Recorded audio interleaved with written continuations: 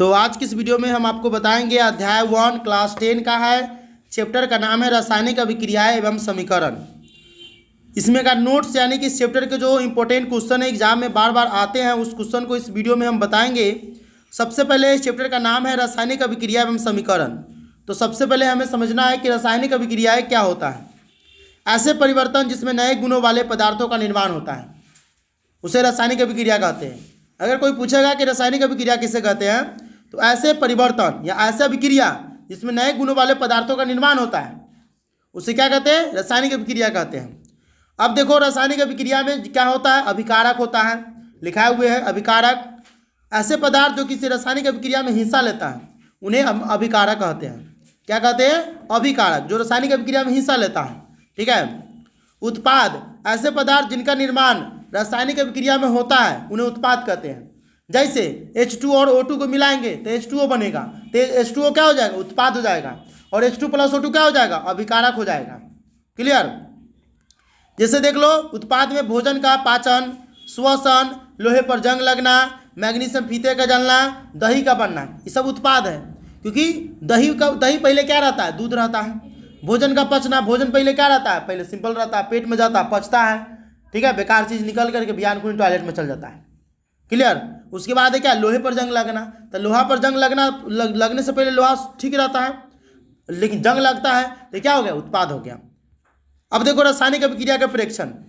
अवस्था में परिवर्तन होता है। जब रासायनिक अभिक्रिया होता है तो अवस्था में परिवर्तन हो जाएगा, यानी रंग रूप में परिवर्तन हो जाएगा, तापमान में परिवर्तन हो जाएगा, गैस का उत्सर्जन होने लगेगा। ठीक है, जैसे खाना खाता है बहुत आदमी को, गैस बन जाता है तो ढंढनाने लगता है, गैस का उत्सर्जन हो रहा है, मतलब नहीं पचा तो ठीक है ना। उसके बाद देखो रासायनिक परिवर्तन को प्रदर्शित करने के लिए हम क्या करते हैं, यहाँ पर दिया हुआ है, जैसे तुम लोगों को कॉपी में भी लिखाए हुए हैं, Zn प्लस H2SO4 है। ठीक है, Zn प्लस H2SO4 है, मिल करके क्या बना है, ZnSO4 प्लस में H2 बनाया है। तो Zn प्लस H2SO4 ZnSO4 मिल करके बनाया है, क्योंकि Zn प्लस H2SO4 जो है उसमें H2 को अलग कर दिया है, और Zn जो है SO4 के साथ मिल गया, दोस्ती कर लिया है ना। कभी कभी देखता है दोस्ती में दरारी आ जाता है, जो तुम्हारा दोस्त रहता है वो दुश्मन हो जाता है, जो तुम्हारा दुश्मन रहता है वो दोस्त हो जाता है। तो Zn H2SO4 के साथ था, H2SO4 एक साथ था, तो H2 को बिलगा देता है SO4 और Zn के साथ रिएक्शन कर लेता है। ठीक है। अब देखो रासायनिक अभिक्रिया तो हो गया, रासायनिक समीकरण। रासायनिक अभिक्रिया रासायनिक समीकरण द्वारा निरूपित की जाती है। ठीक है, रासायनिक समीकरण में तत्वों के प्रतीक या अभिकारक और उत्पादों के रासायनिक सूत्र उनकी भौतिक अवस्था के साथ लिखे जाते हैं। ठीक है। रासायनिक अभिक्रिया में आवश्यक परिस्थितियां जैसे ताप, दाब, उत्प्रेरक आदि को तीर के निशान ऊपर या नीचे दर्शाया जाता है। तीर के निशान से हम रासायनिक अभिक्रिया को दर्शाते हैं, जैसे तीर का निशान है ना यहाँ पर, उसी तरह से तीर के निशान से दर्शाते हैं। अब देखो रासायनिक अभिक्रिया को संतुलित करना होता है। द्रव्यमान संरक्षण का नियम कहता है कि किसी भी रासायनिक अभिक्रिया में द्रव्यमान का न तो निर्माण होता है न ही विनाश होता है। पूछेगा 10th में कि द्रव्यमान संरक्षण का नियम क्या है। ठीक है, तो इसमें समझेंगे कि किसी भी रासायनिक अभिक्रिया में द्रव्यमान का न तो निर्माण होता है न ही विनाश होता है। ठीक है, रासायनिक अभिक्रिया के पहले यानी अभिकारक होता है एवं उसके पश्चात उत्पाद प्रत्येक तत्व के परमाणु की संख्या समान होनी चाहिए। जैसे H2 प्लस O2 को मिलाते हैं ना तो H2O होता है, तो H2 का समान कर देंगे बैलेंस तो पूरा बैलेंस होता है, पूरा समान होता है। ठीक है। रासायनिक समीकरण लिख करके प्रत्येक सूत्र के चारों बॉक्स में लिखना होता है रासायनिक समीकरण को संतुलित करने के लिए। ठीक है, जैसे Fe प्लस H2O है, रिएक्शन करके क्या बनेगा, Fe2O3 प्लस H2O। ठीक है, इसके लिए हमको क्या करना है, अभिकारक में परमाणु की संख्या और उत्पाद में परमाणु की संख्या दोनों को बराबर करना रहता है। सबसे अधिक परमाणु वाले तत्व को अभिकारक या उत्पाद की साइड अनुचित गुणांक लगा करके संतुलित करते हैं। यानी मान लो कि तुमको 2 रुपया है, तुम्हारे भाई को 3 रुपया है, तो उतना करने के लिए क्या करेगा, तुम अपने में 1 जोड़ेगा। तुमको 2 रुपया, उसको 6 रुपया, तुम अपने में 3 गुना करेगा। इसी तरह से रासायनिक समीकरण को संतुलित भी किया जाता है, दोनों बगल को बराबर करना पड़ता है, नहीं तो मारामारी होने लगेगा, क्या ना, दोनों भाई में लाठा लाठी होने लगता है। उसी तरह से रासायनिक समीकरण है, अगर बराबर नहीं करेगा गलती हो जाएगा, दोनों को बराबर करना पड़ता है। तो Fe प्लस 4H2O है, रिएक्शन करेगा तो Fe3O4 बनेगा और H2 को अलग कर देगा, क्योंकि H2 जो होता है ये तेगा थुथुर है, ये सबके साथ नहीं रहता है ना। देखता है गांव से में थुथुर आदमी रहता है, अलगे कर रहता है, तू ससुरा तो थुथुर भाग उधर। तो H2 क्या है, इसमें थुथुर है, ये रिएक्शन तो करता है। ठीक है, पहले ठीक रहता है, लेकिन तैयार रिएक्शन करता, दूसरा आदमी आता थुथुराई करने लगता है, देखा जा रहा एक जोरे जो रहता है, कहता तू भागो इधर, उसको रिएक्शन में से हटा देता है। ठीक है, सभी तत्वों के परमाणु को चरण 3 की भांति संतुलित करते हैं। ठीक है, जैसे यहाँ पर दिया हुआ रिएक्शन मतलब स्क्रीन पर Fe+H2O है, उसको रिएक्शन करेगा तो इधर 3 है, तो उधर भी 3 कर दिया है, दोनों बगल बराबर कर दिया है। उसे वीडियो तुम लोग देख लेना। ठीक है, रिएक्शन तुमको समझ में आ जाएगा। सभी तत्वों के परमाणु की संख्या अभिक्रिया के दोनों ओर समान होता है। ठीक है, अभिकारक एवं उत्पादों की भौतिक अवस्था लिखना, जैसे ठोस को हम एस से लिखते हैं, ठोस मतलब है सॉलिड, द्रव रहेगा तो उसको एल से लिखते हैं लिक्विड। ठीक है, अवस्था रहेगा यानी गैस रहेगा जी। ठीक है, जलीय विलयन रहेगा, जलीय विलयन उसको एक्यू लिखते हैं, एक्यू इंग्लिश में। ठीक है, चलो अब चरण में यहाँ पर से कुछ आवश्यक परिस्थितियाँ जैसे ताप, दाब या उत्प्रेरक आदि को भी तीर के निशान से दर्शाते हैं, लिख देते हैं उसको तीर के निशान से। अब देखो रासायनिक अभिक्रिया का प्रकार पूछेगा कि रासायनिक अभिक्रिया कितने प्रकार के होते हैं, तो रासायनिक अभिक्रिया के यहाँ प्रकार दिया हुआ है, नंबर देखते चलो। संयोजन अभिक्रिया जो हम आज पढ़ाए हैं, इस अभिक्रिया में 2 या 2 से अधिक अभिकारक मिलकर एकल उत्पाद बनाता है। जैसे A+B मिलकर के C बनाएगा, जैसे H2+O2 मिलकर के H2O जल बनाएगा। उदाहरण में जैसे कोयला का दान होता है तो C+O2 मिलकर के CO2 बनाता है। ठीक है, जल का निर्माण होता है तो H2+O2 मिलकर के H2O बनाता है। ठीक है, उसके बाद बिना बुझा हुआ चूना CaO+CO2 रिएक्शन करेगा तो CaOH2 बुझा हुआ चूना बनेगा। ठीक है, बिना बुझा हुआ चूना रिएक्शन करेगा जल के साथ तो क्या बनेगा, बुझा हुआ चूना बन जाएगा। ठीक है, अब देखो ऊष्माक्षेपी अभिक्रिया जो कई बार एग्जाम में पूछा गया हुआ है कि ऊष्माक्षेपी और ऊष्माशोषी अभिक्रिया क्या है। तो जिन अभिक्रिया में उत्पाद के निर्माण के साथ साथ ऊष्मा का भी उत्सर्जन होता है, यानी जिस अभिक्रिया में उत्पाद का तो निर्माण होता है, तो ये देखो H2+O2 को रिएक्शन कराया तो क्या बना, H2O बना, तो H2O क्या हो गया, उत्पाद हुआ। तो उत्पाद का निर्माण हो रहा है लेकिन ऊष्मा का भी निर्माण हो रहा है, तो हम उसे क्या कहते हैं, ऊष्माक्षेपी अभिक्रिया कहते हैं। जैसे CH4 है, गैस होता है। ठीक है, प्राकृतिक गैस का दान होता है। CH4 अगर O2 के साथ रिएक्शन करेगा, क्योंकि जलने के लिए O2 चाहिए, अगर O2 नहीं रहेगा तो जलवे नहीं करेगा कोई चीज़। डिबिया का चाहे मोमबत्ती के जला लो, ठीक है, और ऊपर से क्या करो, ऊपर से गिलास दब दो, गिलास रखेगा बंद हो जाएगा, बंद मुँह पूरा बुझ जाता है। कहाँ है, उसको ऑक्सीजन नहीं मिल रहा है, ऑक्सीजन मिलेगा तभी जलेगा। तो CH4 क्या है, गैस है, मीथेन गैस, इथेन तो है कुछ। ठीक है, तो वो O2 के साथ रिएक्शन करेगा तो CO2+2H2O बनाएगा और प्लस में ऊष्मा बनाएगा, यानी जलेगा। तो जलने के बाद इससे आग जलाते हैं, तो आग तो जलता है लेकिन आग जलने के बाद हमको गर्मी पैदा होता है कि नहीं होता है, बगल में बैठते हैं तो ऊष्मा हो गया। पूछेगा कि श्वसन कौन सी अभिक्रिया है, कई बार एग्जाम में पूछा हुआ है कि निम्न में से श्वसन कौन सी अभिक्रिया है। 4 ऑप्शन देगा, ऊष्माशोषी, ऊष्माक्षेपी, वियोजन, संयोजन करके कुछ ऑप्शन देगा, तो पूछेगा इसमें से कौन ऑप्शन सही है। तो श्वसन जो है एक ऊष्माक्षेपी अभिक्रिया है, क्योंकि श्वसन यानी C6H12O6 जब श्वसन करता है O2 के साथ तो 6CO2+6H2O और प्लस में H2O बनाता है, मतलब सॉरी ऊष्मा बनाता है। ठीक है, अब देखो वियोजन अभिक्रिया, इस अभिक्रिया में एकल अभिकारक टूट करके 2 या अधिक उत्पाद बनाता है। जैसे जल को हम तोड़ेंगे तो H2 बनेगा और O2 बनेगा।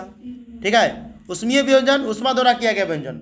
देखो एक क्या होता है वियोजन अभिक्रिया, तो वियोजन अभिक्रिया में क्या करेगा, टूटेगा एगो भाग और 2 बनेगा, एगो भाग टूटेगा 2 बनेगा। जैसे डंडा को तोड़े तो 2 भाग में टूट गया, तो इतना ध्यान रखना है। ऊष्मीय वियोजन, ऊष्मीय व्यंजन में ऊष्मा द्वारा किया गया वियोजन, जो ऊष्मा के द्वारा किया गया वियोजन रहता है, यानी जब हम उसको ऊष्मा के साथ लगाएंगे यानी गर्म करेंगे तब वो पिघलेगा। जैसे FeSO4 को अगर हम ऊष्मा के साथ यानी रिएक्शन करा तो ऊष्मा गर्म करते हैं उसको, तो Fe2O3 बनेगा, प्लस में SO2 बनेगा, प्लस में SO3 बनेगा, यानी फेरस सल्फेट है, उसको हम गर्म करते हैं, ऊष्मा करते हैं तो क्या करता है, फेरिक ऑक्साइड बनता है, यानी हरा रंग और भूरा रंग लाल रंग का होता है। उसी तरह से चूना पत्थर है, चूना पत्थर को अगर हम ऊष्मा में डालते हैं, गर्म करते हैं, ऊष्मा में डालते हैं, पानी के साथ उसको रिएक्शन कराते हैं तो CaO+CO2 बनता है, चूना पत्थर है। उसी तरह से Pb है, लैड नाइट्रेट, ऊष्मा के साथ रिएक्शन कराते हैं तो PbO+4Na2+O2 बनता है।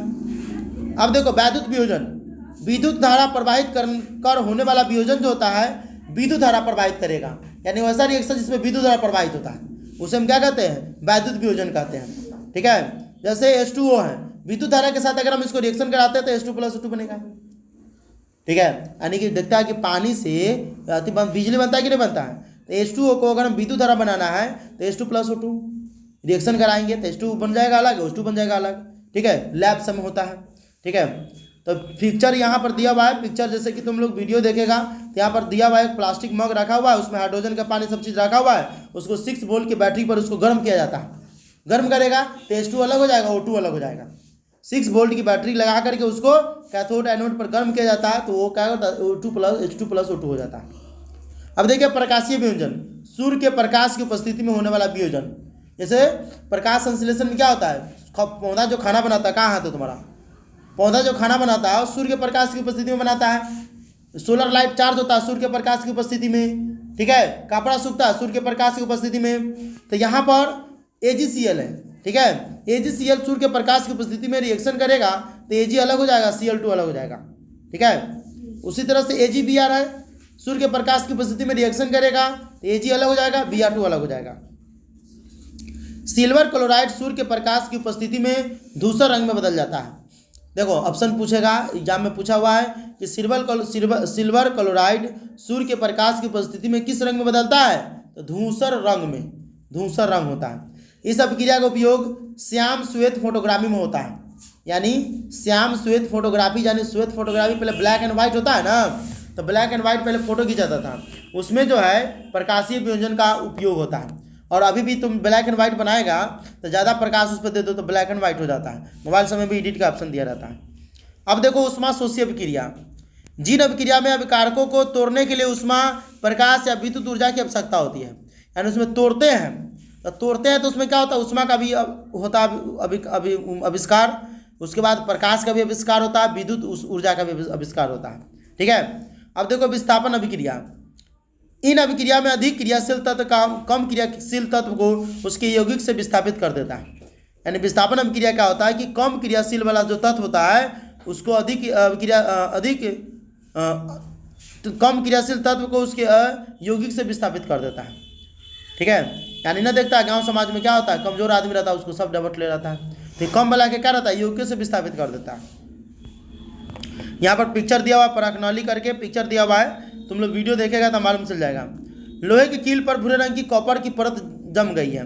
CuSO4 के नीले विलयन का रंग हरा FeSO4 के निर्माण के कारण हो जाता है, यानी CuSO4 है, नीला रंग का विलयन है, हरा रंग क्यों हो जाता है, तो FeSO4 बन जाता है, ठीक है। जैसे Zn जो है जिंक CuSO4 के साथ रिएक्शन करेगा तो क्या करेगा, ZnSO4 बना लेगा, और कॉपर भी तुरवा है में Cu, ठीक है, इसको भी क्या करेगा, बाहर निकाल देगा, ठीक है।